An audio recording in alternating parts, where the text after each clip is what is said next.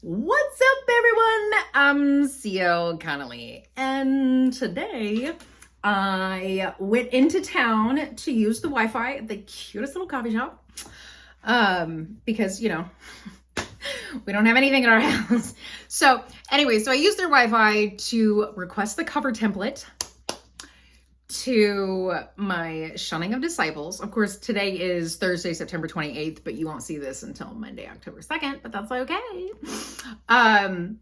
So I requested the cover template from my publisher for Shunning of Disciples. It is done. I'm very excited. I'm going to try to sit still.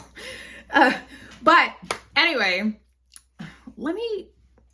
I'm going to say one thing. Hold on. I'm going to take you with me.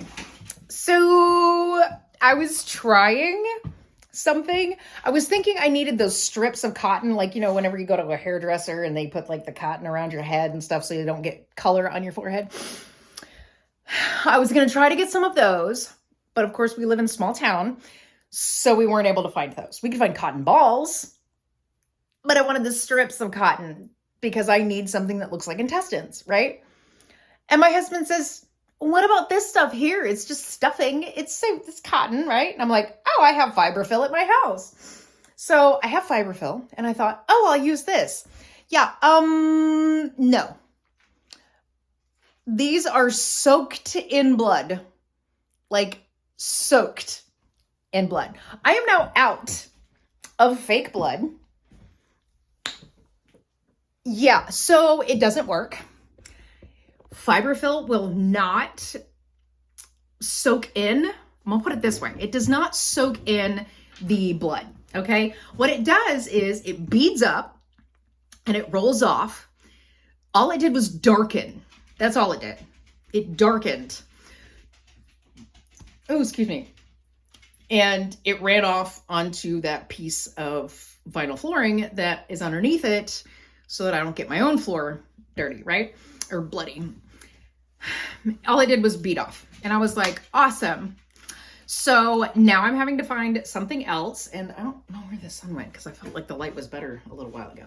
But anyway, so I have to figure something else out. But I will be shooting the pictures for Shunning of Disciples this weekend. My husband has agreed to assist me with that. He is my victim. But he's also on Killer Suburbia. He's on the cover of Killer Suburbia. But anyway, because I do my own covers, in case nobody knew that. I actually take the pictures for the covers. I go into Photoshop, I manipulate everything, make it look the way I want it to, and there's the cover. I change colors and everything else. Now, see, my thing is that I can still use that and go into Photoshop and turn it bright red. I just really don't want to go that far. Like, I'm sitting here thinking about, I'm just going to go get me some red food coloring and screw the fake blood stuff. But that fake blood is also really old because I'm pretty sure that I got that fake blood way back when I was doing Fruitful Affair, which Fruitful Affair was actually published 2021. It's now 2023. So anyway, I'm very excited because Shunning of Disciples is the third book that I will have published this year. So yay. And then I have 2 for next year, but that's for the rest of my cult series. And I wanted to do my cult series this way. I have my holiday collection too. That's all going to be published like one right after the other in an entire year, one each month. But that's already been set up that way. And that's not until 2030. So there's that. Anyway, so today I was just going to talk about how I do my writing schedule so that when I sit down to write, and this is only something that I started doing when I did Citizen's Assassin, which is something I just wrote. So I went to Houston Horror Film Fest in August. I believe it was August 11th, 12th, and 13th. It was August 11th, 12th, and 13th. So I went to Houston Horror Film Fest. When I got back, I think I had like 2 weeks. You know what? I'm just going to get my planner because this will actually tell me what I did. I ended up being 2 weeks behind on my writing schedule when my cat passed in June. So I did end up getting 2 weeks behind. But once I was able to actually start working again and really, focus and stuff like that, I started doubling up and, trying to get back on track. And I was able to get back on track. I had a schedule and I was like, great. So I can start taking a few days off. Like this week, I'm supposed to be doing the beta reader edits until Saturday. Today is Thursday. I'm supposed to be doing them until Saturday. I ended up working so much. I got up, I had my husband wake me up at 4 a.m. on Monday, 5 on Tuesday, and I just work. So I finished it on Tuesday instead. Let's see. Okay, so I started writing Citizen's Assassin, I believe Monday the 21st of August, because it says disbanding, but it says done underneath it. So I'm pretty sure that because it was already done by then. Yeah. Oh, it was way before that. Oh, the 14th. Oh, it had to have been the 14th because all the rest of this is like done. Okay.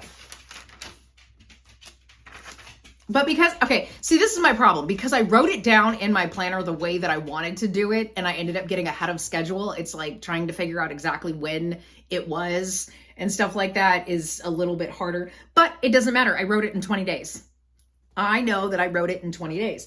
And yeah, I wrote it in 20 days, so it really doesn't matter. Anyway, but it was right after we came back from Houston Horror Film Fest. In August. I wrote it in 20 days. I got my Shunning of Disciples back from my beta readers early September. Yeah. It was like the first or second. Yeah, I was still writing Citizen's Assassin when I got the beta reader notes back.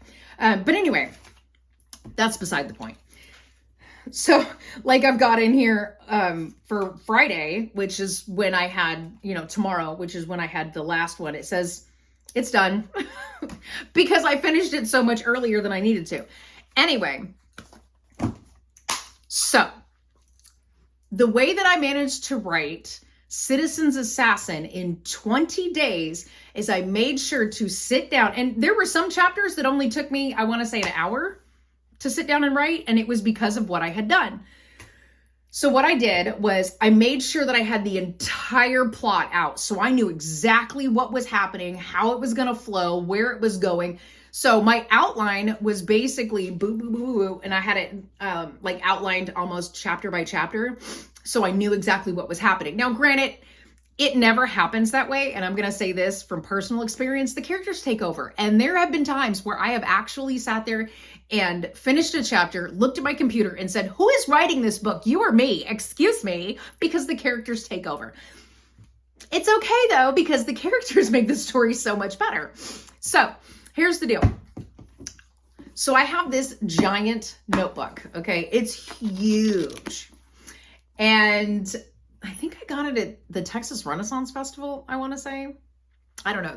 I started doing something here and then was like, nah, I don't want to do that. So I just folded the pages rather than tearing them out because sometimes it changes the integrity of the notebook if you tear them out. Anyway, that's beside the point. So every single day that I had finished writing and I was like, okay, I finished writing. I'd write down a short summary of what I just wrote and where I felt like the story was going for the next day, the next chapter. So when I sat down and I looked at it and I'm like, oh, perfect. I know exactly what to do. And the next chapter was, out. Sometimes some chapters would take me an hour. Some chapters would take me 3. It depended on how many times I had to look out the window because I saw the hummingbird that I don't know where he keeps coming from, but there's a hummingbird out here that likes to come up to my window. And if I'm outside sometimes just hanging out in a chair, it'll come up right into my face and you just hear the wings. It's creepy at first, like it hits you and it's like, oh, it's spooky. But anyway, when he comes up to my window, it's fine. But every time the wind blows and the tree ends up with a shadow, I'm just like, do it, squirrel. So it really depended on how much. There was actually one day I had to close the blinds because I kept getting distracted. The distractions are what makes it harder. Plus, not only that, I'm going to apologize right now if I'm talking really, really fast, because I went into town to the coffee shop and I got a dirty chai tea latte, which apparently comes with 4 shots of espresso. So I've got a lot of caffeine running through my body. Anyway, I'm trying to make coherent sense, if that makes sense. You know what? Let me have some water. I've always got my water. But anyway, so I always had my notes sitting there, so I knew exactly what I was thinking the day before. So when I came in the next day and I was looking at it, I was like, oh, I know exactly where this is going. And it would just come right out. And it makes it a little easier than just sitting down blind and trying to look at what you did the day before and reading the last few paragraphs or whatever, and then going, okay, now what? Now I already have an idea. Like I have the idea of where I was going with it the day before. And that to me, and taking that break too, writing a chapter and then saying, okay, I'm done for the day. It didn't matter if sometimes it was 10 a.m. Generally, it's harder when it's 10 a.m., but I was organizing my office at the same time, so it's okay. There were times where I would organize my office in the morning and then write in the afternoon, but it doesn't matter how you do it. If you do it in the morning, if you do it in the afternoon, either way, having that down where I can figure out exactly where I was going the day before, it makes the next day so much easier in order to continue the story flow. Because I have noticed too, with a lot of these books and stuff that I did not do this with, it seems like the beta readers always come back with notes sometimes where it says, I don't understand where you were going with this. And it's only because I probably stopped writing at that point and then decided to pick up the next day. And I didn't even know where I was going with that. But I was like, okay, let's continue. But it didn't flow with the story. Like Shunning of Disciples, there were several different points where it came up to that. And I was like, I don't know why I do that. But with Citizen's Assassin, I've already had my computer read it to me and I know exactly where I can get, add more, because it's not very many words. So I'm not really all that worried about it because it's my shit draft. So I'm going to go back over it anyway. As a matter of fact, I already have it printed out and placed in one of these nice little folders here so that I know what to edit. I have 2 other books that are over there too that I'm getting ready to edit too, but I haven't. I think one of them actually is Roadkill Cafe. Either way. So next week I will be starting a new book. I am not revealing the title of any of my other books until it comes down to the time that they're going to get published. And this book won't be published, I think, until like 2027. Yeah, it's like 2027. I'm sorry, because starting next year, after I have the last 2 in my cult series published, I'm only going to publish 1 book a year so I can focus on writing, editing, beta edits, publish, writing, editing, and getting stuff done. I do have to say though, that having this entire schedule set up makes it a little bit more relaxing, knowing that I already have something else set up to start writing. So because the cult series, I started researching in 2016. I started writing it in 2021.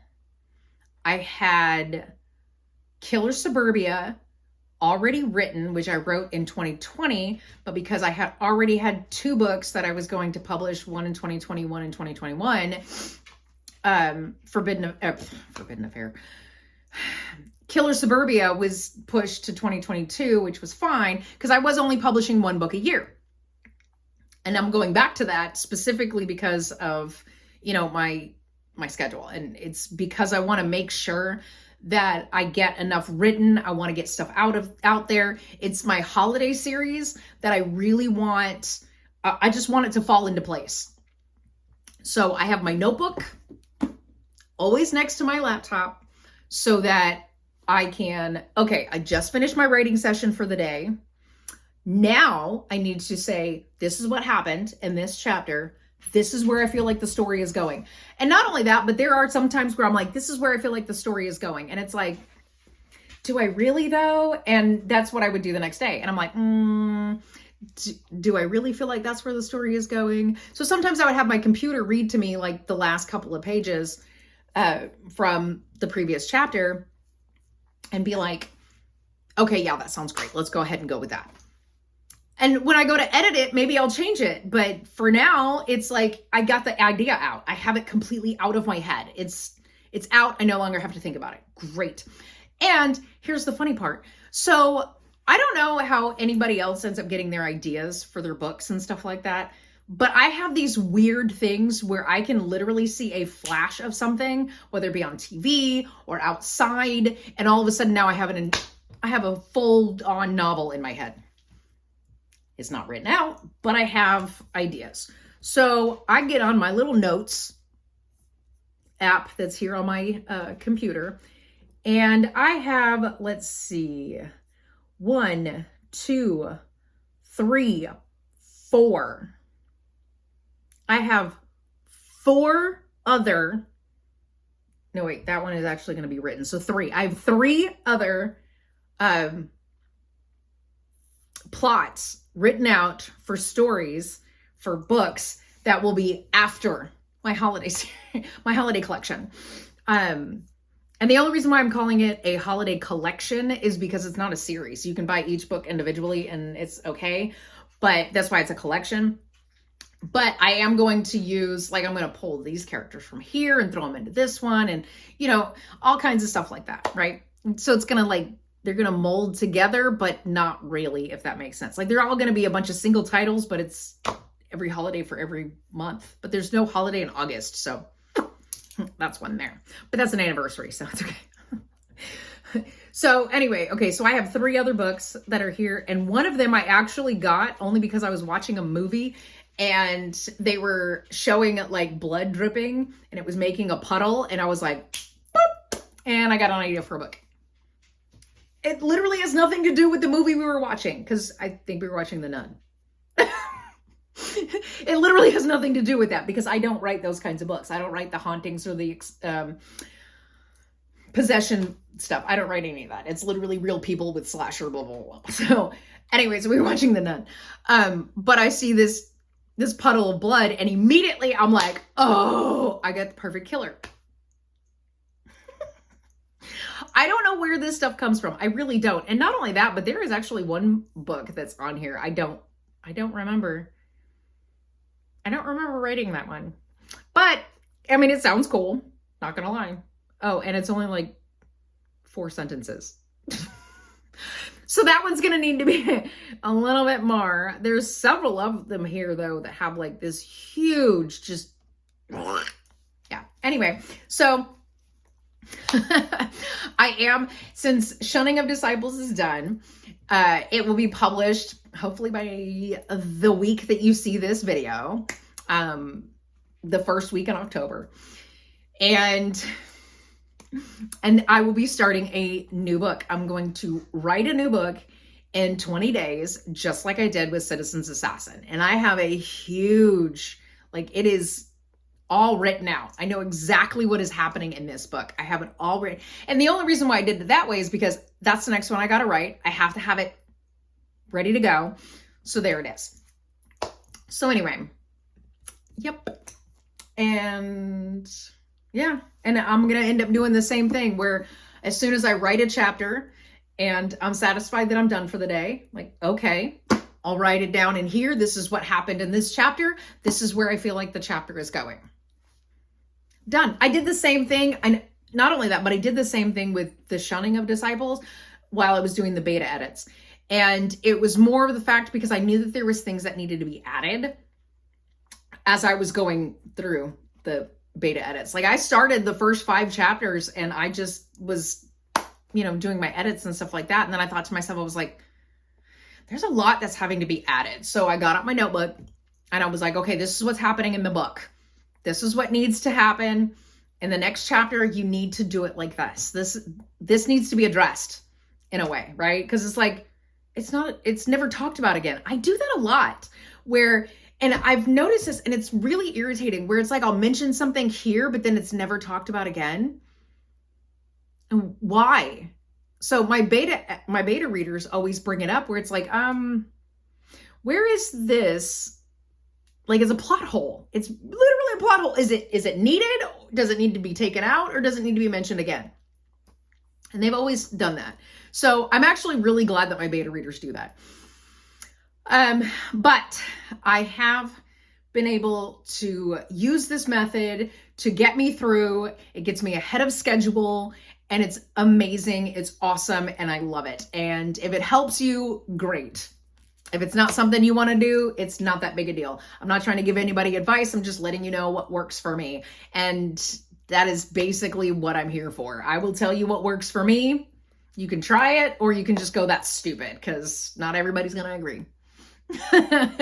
But anyway, so my cult series is almost done. I'm so excited because after Shunning, there's going to be only 2 more. We've got Mutiny of Disciples and Disbanding of Disciples.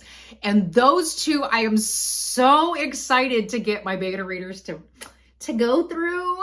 I'm so excited because I felt like the story went so great by the end. I was so happy with the way it ended. It's literally cyclical. The entire series is cyclical. And I'm just like, okay, I'm great. I'm happy. It's awesome. So I will explain it to you this way. I'm sorry. This thing is bothering me for a minute. Ugh, my nose ring is bothering me. So anyway, I will say that if you want to read my cult series, and I have noticed this only because okay, here's the deal. Because of the way Disbanding of Disciples ends, you will need to purchase the Disciples' Doctrine in order to understand what the hell's happening at the end. Otherwise, you might be a little confused. Because like I said, it's cyclical and it goes directly back to the Disciples' Doctrine. So always make sure you get the Disciples' Doctrine. It's a small book. It's literally going to take you 10 minutes to get through. Maybe, depends on how fast you read. I don't know. It would take my son like 3 minutes. But anyway, so Disciples' Doctrine is first. It is their Bible. Like, it has all their little things that they're supposed to follow and stuff like that. But it also introduces you to the leader and his connected partner. So that's how that works. And then City of Disciples is right after that. This is where they start gathering the disciples and everything else. Shunning of Disciples, yeah, it goes way off the rails, but it's so much fun. But the reason why the Shunning of Disciples goes the way that it does is to add into Mutiny of Disciples. It's literally, that's where it goes into. It's like what happens in Shunning of Disciples is the reason for the Mutiny of Disciples, if that makes sense. And then with Mutiny of Disciples is the reason for Disbanding of Disciples. Like, it all, like, you kind of have to read it in order. And I've done it that way on purpose. And it's because of the fact that some people, they just want to, let me put it this way. I have a video that's going to be posted next Monday, from when this posts. Okay. So I have a video that's called The Book Cover Matters. That's literally the title. And I will explain exactly why I have my books set to where you have to read them from the first one to the last one in my series. Don't just buy it because of the cover. That's all I have to say. Oh, I love this cover. Great. And I've always said, I don't even care if you use my book as a doorstop once you purchase it. You bought me a book. Great. That's awesome. I literally am okay with that. Anyway, yeah, that's it. That's all I got for you. I have found a perfect system to be able to write a book in 20 days. And it's a chapter a day for 20 days. Now, I did take weekends off. And that was another reason to have the notebook where it's like, okay, Friday, this is where it ended. So Monday, when I go back in, I can go, great, let's go. Because sometimes, I don't know about you, but sometimes on the weekends when I'm taking off, I don't think about my books. I don't think about it. Now, granted, I got new book ideas that are rolling around in my head because I always have a notebook with me because I'm like, excuse me. But anyway, okay, I'm going to go before I start getting silly. Okay, bye.